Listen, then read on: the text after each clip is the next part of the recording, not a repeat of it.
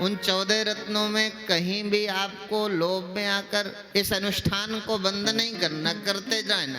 अनुष्ठान को बिना रोके तब तक करना है जब तक समुद्र के हृदय में छुपा हुआ अमृत ना निकला। अमृत निकलेगा, अमृत पान करोगे, फिर आप सामर्थ्य की वृद्धि होगी, फिर आप अपना खोया हुआ राज्य असुरों से छीन सकते। तब देवताओं ने कहा भाई ये तो ठीक है, पर इस अनुष्ठान को पूर्ण कैसे किया जाए। भगवान ने कहा इस अनुष्ठान की पूर्णता के लिए भी आपको राजा बलि के पास ही जाना होगा। बलि से संधि करके असुर और देवता जब मिलकर समुद्र मंथन करेंगे तो अमृत निकलेगा। केवल देवता समुद्र मंथन करने में सफल नहीं होंगे, इस अनुष्ठान की फलश्रुति है आप दोनों मिलकर करोगे तो अमृत निकले। तो देवताओं ने कहा हम करेंगे, तो पर आप प्रभु समझते वो आज बल में ज्यादा है हमसे, हमारा राज्य हमसे छीन लिया, हमने अनुष्ठान किया और उधर में छिपा हुआ अमृत तो हम समुद्र से निकाल पाएंगे, पर यदि वो अमृत असुरों ने छीन करके झपट कर हमसे पी लिया तो फिर हम कभी भी उस सत्य को प्राप्त नहीं होंगे। तो भगवान ने कहा तुम संधि तो करो। अहिमूसक न्याय का उदाहरण देते हुए भगवान ने कहा अर्योपि ही संधेया सति कार्यार्थ गौरवे अहिमूसक वद देवा अर्थस्य वदवीं गते। भगवान ने कहा कि तुम अहिमूसक न्याय से मित्रता करो। देवताओं ने निवेदन किया, पुंडरीकाक्ष भगवान से कहा प्रभु समझ नहीं आया अहिमूसक न्याय क्या है, कैसी मित्रता कर ले। बोले एक बार सपेरा सर्प को लेकर के घूम रहा था, चूहा ने स्वभाव सपेरा की पिटारी को काट करके अंदर प्रवेश किया तो देखा तो विशाल विषधर सर्प बैठा हुआ। अब सर्प बैठा था, सर्प ने सोचा ठीक नहीं है, सर्प को लगा चूहा आया अब इसको खाने से अच्छा है कि इसका उपयोग करके मैं किसी तरह इस पिटारी से मुक्त हो सकता हूँ। तो काल ने कहा तुम मुझसे मित्रता कर लो। सर्प ने जब चूहे से मित्रता का प्रस्ताव रखा, चूहा को विश्वास ही नहीं हुआ। बोले मुझे देख के खा जाने वाला ये सर्प आज मेरे से मित्रता क्यों कर रहा। पूछा भैया मित्रता अपन अपने बस की नहीं, मित्रता करके भी तुम मुझे निगल जाओ ये सब। सर्प बोला भैया मित्रता ये संकट काल है, संकट काल में तुम मेरा साथ दोगे तो मैं तुम्हारा जीवन बख्श दूंगा। तो बोले वो कैसे। बोले तुम पिटारी को काटने में चतुर हो, मैं काट नहीं सकता, तुम किसी कारण बस भगवान की कृपा से इस पिटारी में आ गए हो तो इस पिटारी को तुम काटो। तुम काटोगे तो तुम भी निकल जाओगे और तुम्हारे काटे हुए छेद से, क्योंकि तुम पिटारी काटने में सामर्थ्य हो, मैं काट नहीं सकता, ताकत में ज्यादा हूँ, तुम्हें खा सकता हूँ, तुम्हें निगलूंगा नहीं क्योंकि तुम मेरे प्राणों में, इसलिए तुम पिटारी काटो हम निकल जाएंगे, तुम भी निकल जाना मैं भी निकल जाऊंगा, मेरे खाने को और बहुत जगह है, मैं फिर अपने मित्र को डसूंगा नहीं। चूहे को लगा समझ नहीं आया, पर फिर भी लगा संकट काल है, आज मदद मांग रहा है, हो सकता है मुझे बख्श दे, मेरी जान बख्श दे। पर चूहे को विश्वास में लिया। जब चूहे ने पिटारी को काटा तो काटते चूहा निकलता, उसके पहले ही सर्प कई दिन का भूखा था तो चूहा को निगल गया। बोले ऐसे ही समुद्र मंथन की असुरों के साथ जो मैत्री आप करो, बाकी अमृत कौन पिएगा इसके लिए मैं बैठा हूँ ना। ये असुर आपका अमृत पान नहीं कर सकते, आप जाकर के समुद्र मंथन करो।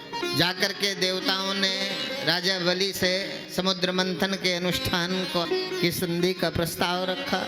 राजा बलि तैयार हो गए। फिर भगवान ने सोचा भाई समुद्र मंथन को कैसे प्रारंभ करें। तो समुद्र मंथन में भगवान ने जो मथानी बनाई वो मद्राचल पर्वत की एक सुंदर। अब मद्राचल पर्वत देवता और असुर मिलकर के भी जब नहीं ले जा पा रहे थे तो आज भगवान ने मद्राचल पर्वत को अपने पीठ में धारण किया और समुद्र के किनारे रखा। जैसे ही समुद्र मंथन प्रारंभ होना था तो मथानी में रस्सी भी चाहिए, तो भगवान वासुकी के रूप में, भगवान वासुकी के रूप में आज स्वयं मद्राचल को मथने के लिए समुद्र के हृदय में छुपा हुआ अमृत निकले, इसके लिए आज भगवान वासुकी नाग के रूप में स्वयं नेति बन गए। और जब समुद्र मंथन प्रारंभ हुआ तो देखते ही देखते समुद्र के हृदय में वो सुमेरु पर्वत जब हृदयस्थ होने लगा, डूबने लगा मद्राचल पर्वत, तो भगवान ने कच्छप रूप धारण करके अपनी पृष्ठभाग पीठ पर धारण कर दिया और समुद्र मंथन प्रारंभ हुआ। प्रारंभ होते ही जो सबसे पहले निकला तो कहते हैं कामधेनु निकली, उच्च श्रवा घोड़ा निकला, तीसरा ऐरावत हाथी निकला। जो जहाँ रहते थे कामधेनु अपने स्थान को उच्च श्रवा घोड़ा, अपने स्थान को ऐरावत हाथी इंद्र को प्राप्त हो गया। कौस्तुभ मणि निकली जो भगवान नारायण को प्राप्त हो गई। कल्प वृक्ष निकला, सुंदर अप्सराएं निकली, माँ लक्ष्मी निकली, आदि आदि करके बोले यदा सुधा न जायत निर्ममंथा जितः स्वयं। अब मंथन प्रारंभ हुआ तो समुद्र के हृदय में छुपे हुए 14 रत्न क्रम से निकलना प्रारंभ। सबसे बाद में निकला अमृत घट। बोला नाभिर्नभस्ते श्वसनम नभस्वान् सूर्यश्च चक्षुष जलस्मरेतः परावरात्मा श्रवणं त्वपात्मा सोमो मनोद्योर्भगवच्छिरस्ते।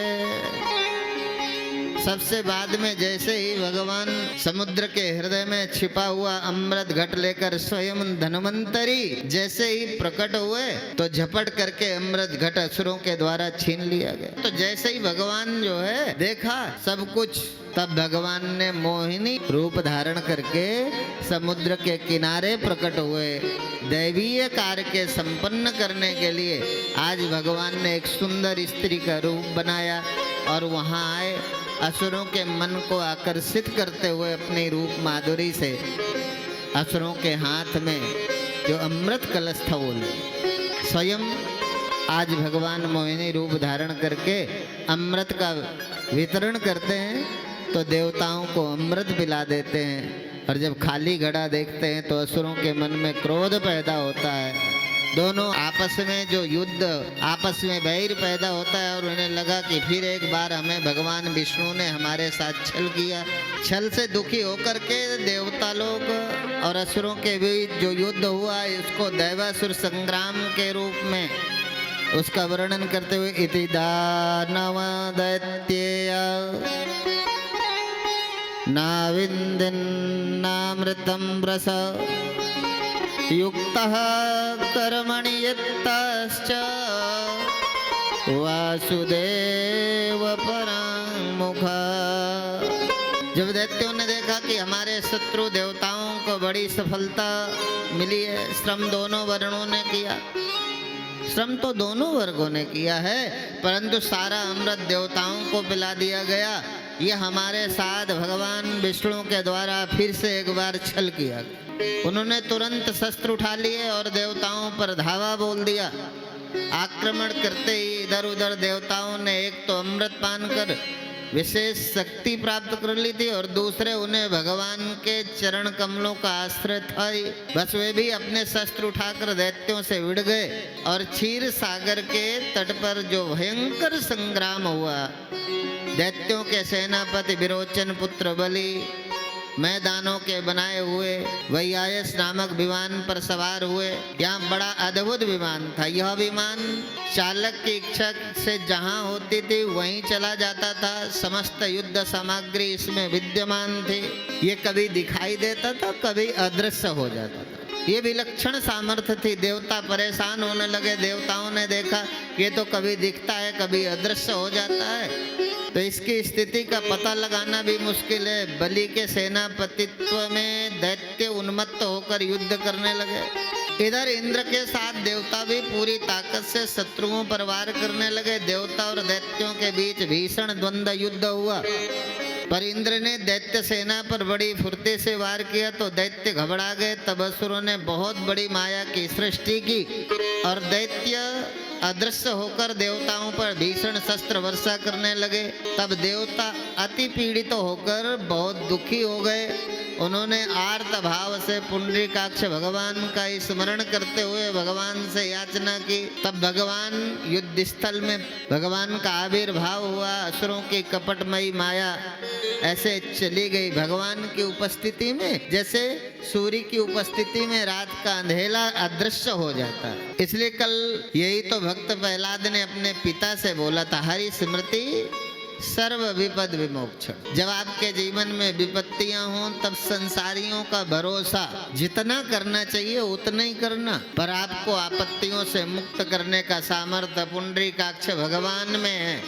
इसलिए जब जीवन में ज्यादा आपत्तियां आए तो पुंडरीकाक्ष भगवान का स्मरण करो, वो सहज ही। आज देवताओं ने स्मरण किया, हरि स्मृति सर्व विपद विमोक्षण, परमात्मा का स्मरण किया तो देवताओं के ऊपर असुर वृत्ति का जो संकट आया था वो ऐसे चला गया जैसे सूर्य के निकलते रात का अंधकार चला।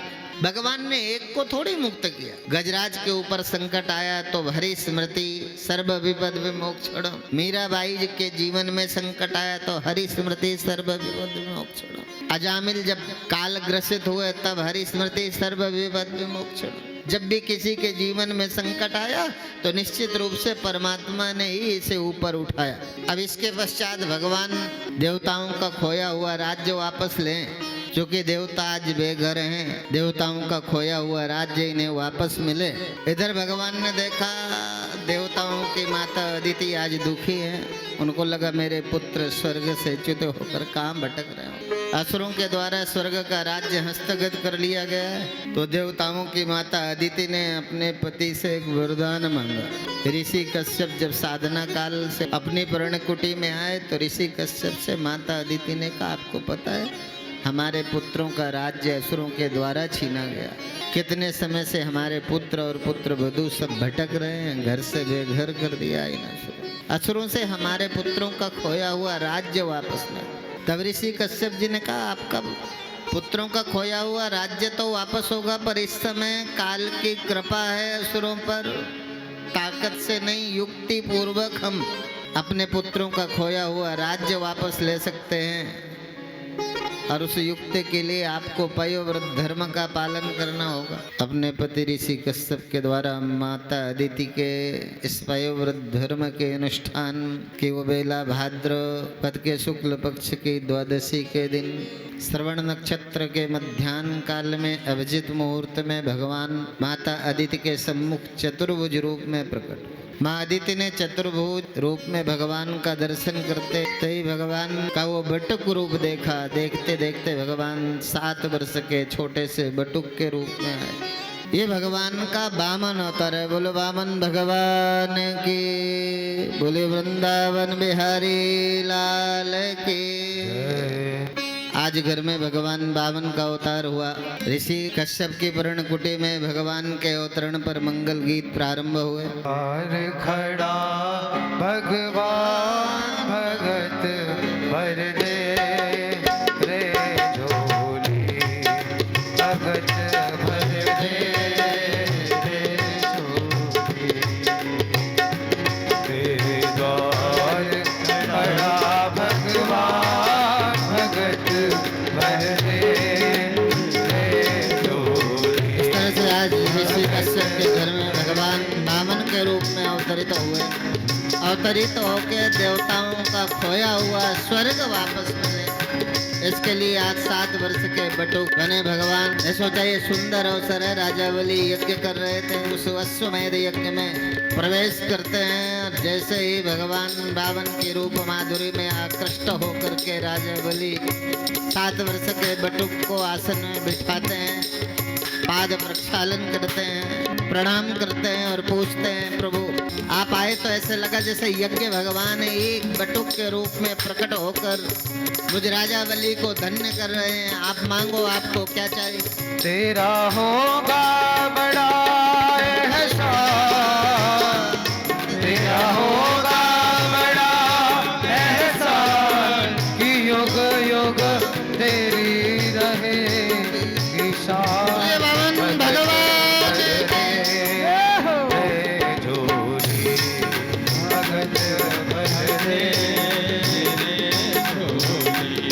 जैसे राजा बलि ने भगवान वामन से कहा आप चाहिए, आप क्या चाहते हैं। भगवान वामन देखा, मुझे ज्यादा कुछ नहीं चाहिए, मैंने आपके विषय में सुना है, आपकी उदार वंश परंपरा के विषय में मैंने सुना है।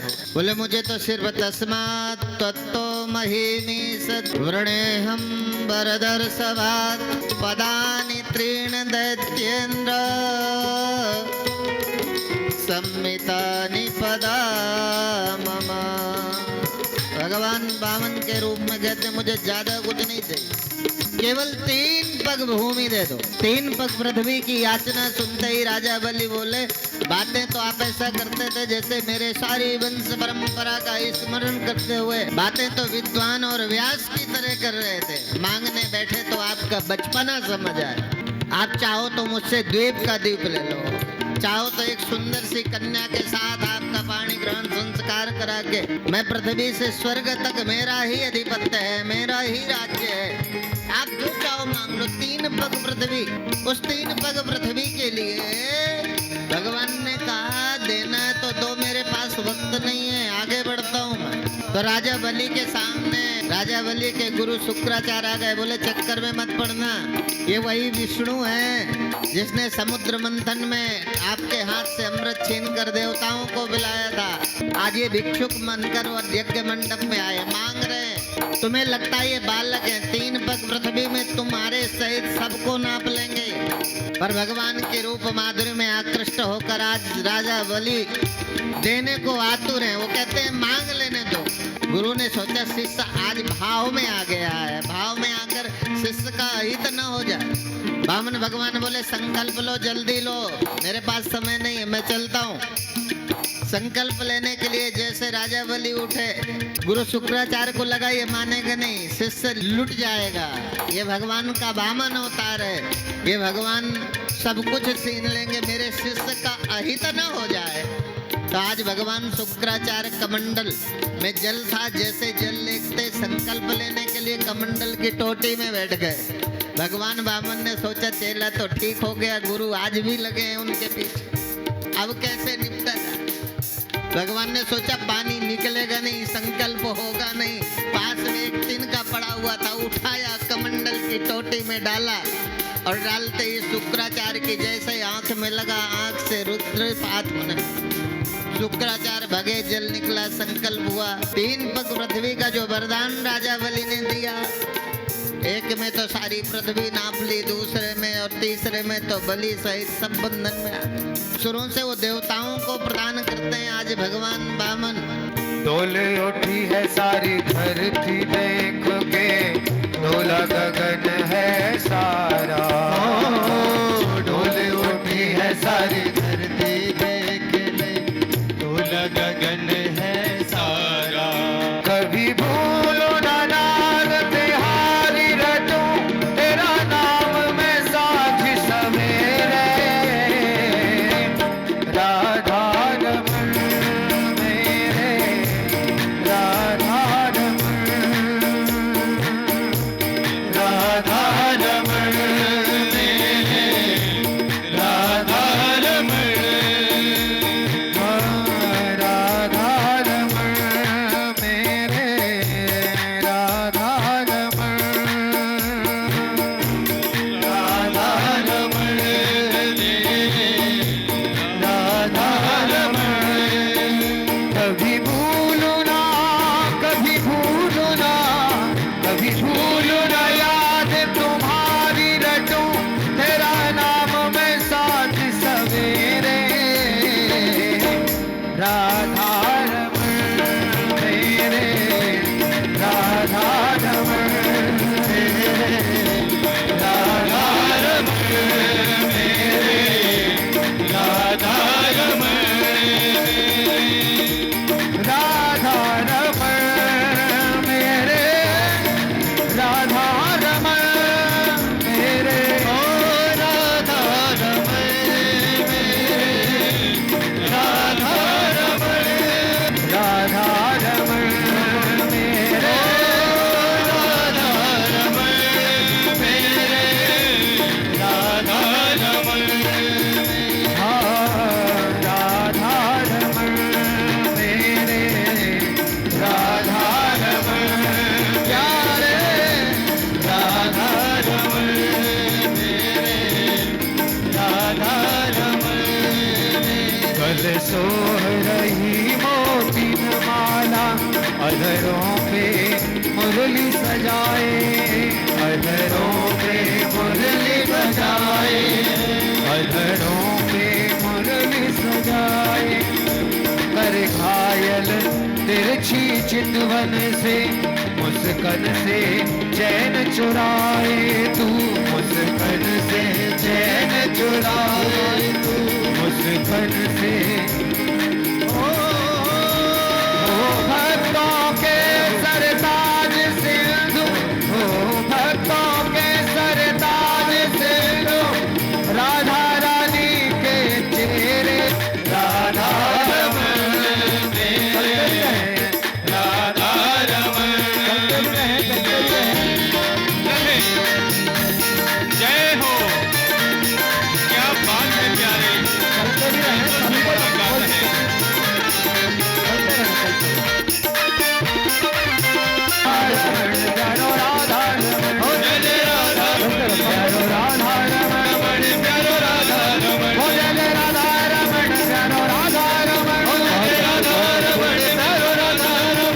बोले वृंदावन बिहारी लाल की जय जय श्री राधे।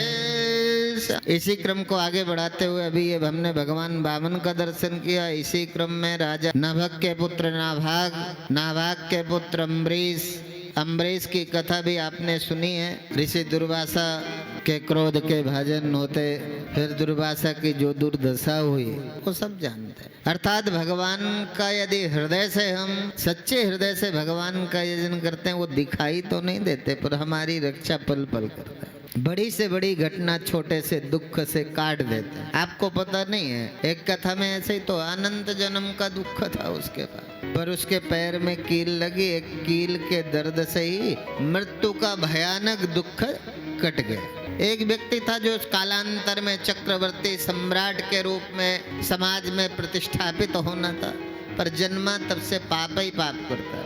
पर काम समय आया, हमने कहा ना समय जो होता है ना वो बड़ा बलवान होता है। समय आया, पूर्ण कुछ शेष थे, शरण की मोहर मिली, आनंदित हो उठा। वो भक्त था, उसे दुख हो। ये जरूरी नहीं है कि आपको हर समय आनंद ही आनंद हो।